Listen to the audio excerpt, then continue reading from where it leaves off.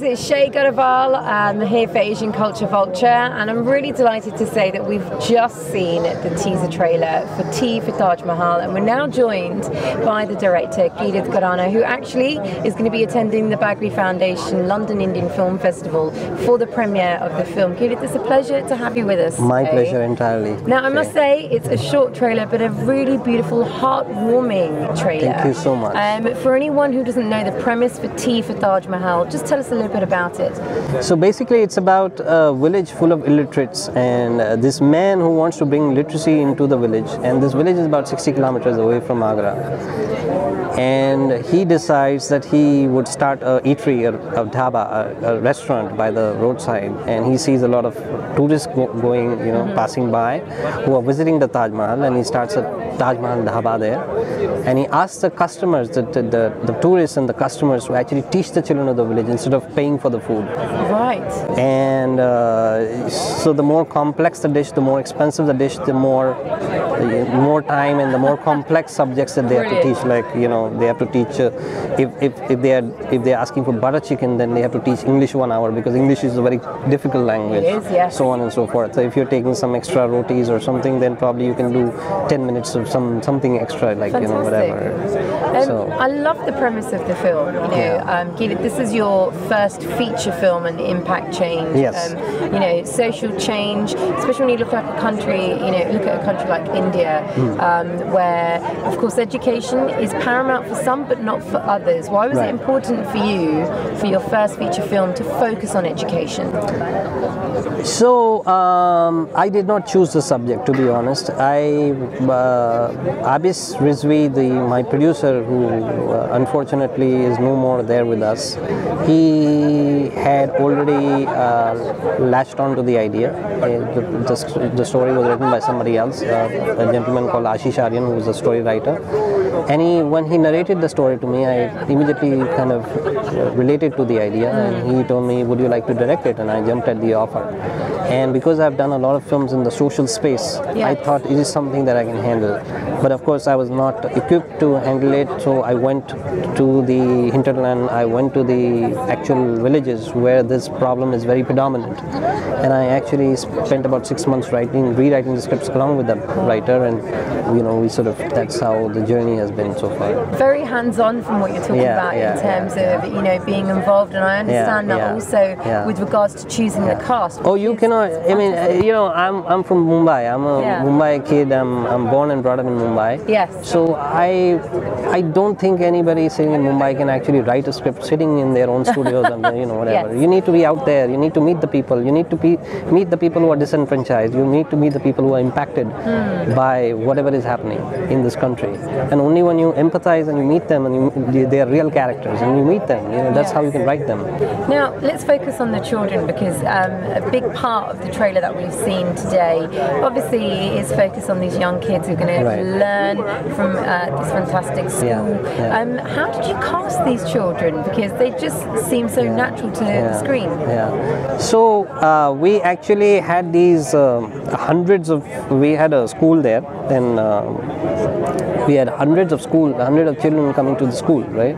So we did one kind of an auditioning camp where we identified about 50-60 of them, and we needed about 7 or 8 as the main cast. Right. So, and once we had identified those 50 or 60 who had potential, who were quite assertive, who were not scared of the camera, and were quite well spoken, and who could take instructions and just do their bit, and they didn't need to act, they just needed to be themselves, right?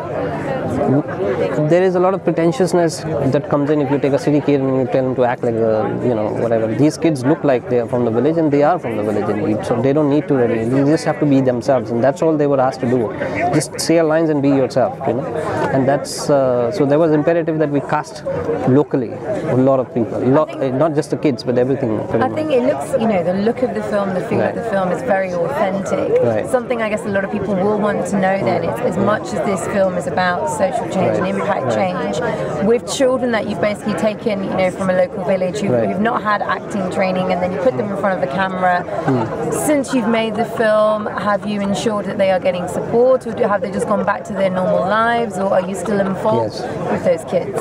So these kids were not illiterate kids. As I told you, they were kids who were already studying in a school, and we pulled them out, we yanked them out from the school, and we took permission from the school that, you know, they're going to be busy for 2-3 months, 1 month for coaching and 2 months for shooting and stuff like that. So pretty much they've gone back to their schools, you know, in that sense. So the idea was not to kind of uproot them from what they're already doing. Let me ask you, if I can, you mentioned today that one of your previous films from 2015 is now actually seen in the national curriculum across India. What is that film? Why was it important to actually be taught in the schools there?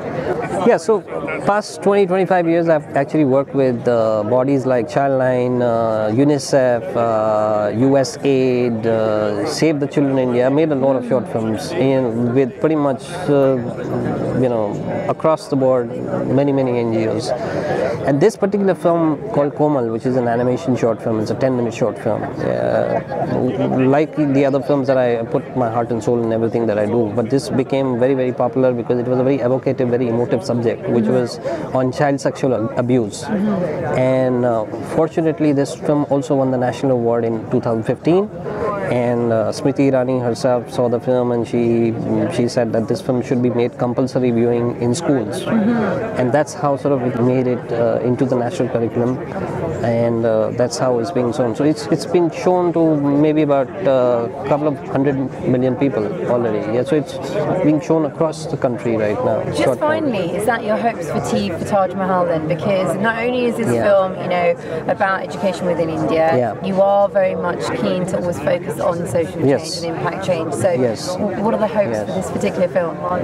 Well, we can always have hopes, but I've also been a realist in that sense. So I would like to reach out to as many people as we can. Of course, the film has tremendous potential, and I have fantastic partners in Sony Pictures now. And they're really pulling, you know, they're really going out of their way to kind of, you know, now they've come to Cannes, they'll be coming to the London Film Festival. So they're really, you know, pulling all their weight behind the film and really ensuring, because they really believe in the film. And Sneha Rajani particularly, she's seen the film a couple of times, and she's very gung-ho about the film. And right from day one, she told me that, you know, it's not about money in this film. This is about heart, and this is about really doing the right thing. And that was really the pitch, you know, from the film. I've got to ask you, did you educate the kids for food at any point? Did you maybe give 10 to 20 minutes of your time when you had dal makhani? No, but yeah, the village that we were in was an extremely supportive village. Right. So there were some financial sort of help that we gave, because we came in for a very short time. As you can understand, when you're shooting, you know, there's a big 150 people crew that comes along with you, and you cannot spend that much time with them. But, you know, we really bonded with the villagers, and, you know, we made sure that, you know, they were comfortable and they were happy. I mean, in terms of, you know, that we're leaving something behind. We're not here to exploit them. We're here to create, you know, we are here to not only make a great story, but we're here also to kind of help them in our own small way, because the budget of the film was not great, not like nice. It's not a high budget film. Right. Let me put it this way. It's a modest budget. Well, listen, I know that we get to see the film in London, and very much looking forward to the release around about November time. It's a pleasure having you with us today. My pleasure. Thank you. Absolutely.